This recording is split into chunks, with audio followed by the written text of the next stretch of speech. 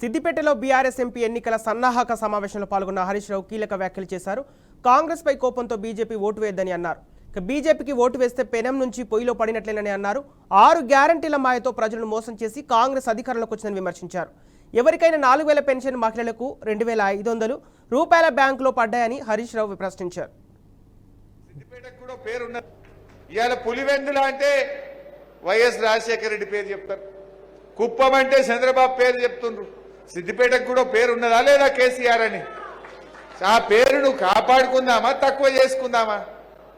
ఆ పేరును నిలబెట్టుకుందామా, కమ్మి చేసుకుందామా? ఒకసారి జారిపోతే ఆ గౌరవం దొరుకుతుందా మనకు? అందువల్ల ప్రతి కార్యకర్త కూడా నా రిక్వెస్ట్ ఒకటే, నెల రోజులు కష్టపడదాం. రోజు సోషల్ మీడియాలో 4-5 పోస్టింగులు పెట్టండి, లైకులు కొట్టండి, ప్రత్యర్థుల దుష్ప్రచారాన్ని తిప్పి కొట్టండి, నిజాలు ప్రజల ముందు పెట్టండి. అది ఫోన్ రూపంలో కానీ, చర్చల రూపంలో కానీ, ఇంటింటికి పోవడం ద్వారా కానీ మంచిగా మనం చర్చలు పెట్టాలి. మా మోయిస్ భాయ్ కూడా చెప్పిండి, ఇప్పుడు ఈడ కాంగ్రెస్ 3rd ప్లేస్లో ఉన్నది, బీజేపీ కాంగ్రెస్ ఒకటై కొన్ని చోట్ల డమ్మీ అభ్యర్థులను పెట్టిండ్రు.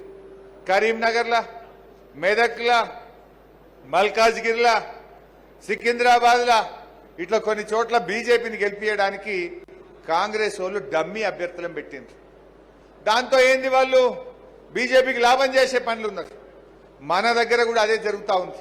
అందుకే నేను ఏమంటుంటే, ముస్లిం మైనార్టీలు కూడా ఒకవేళ బీజేపీని ఓడించగలిగే శక్తి బీఆర్ఎస్కే ఉందనేటువంటి విషయాన్ని కూడా మా సోదరులు తీసుకుపోవాల్సినటువంటి అవసరం కూడా ఉంది.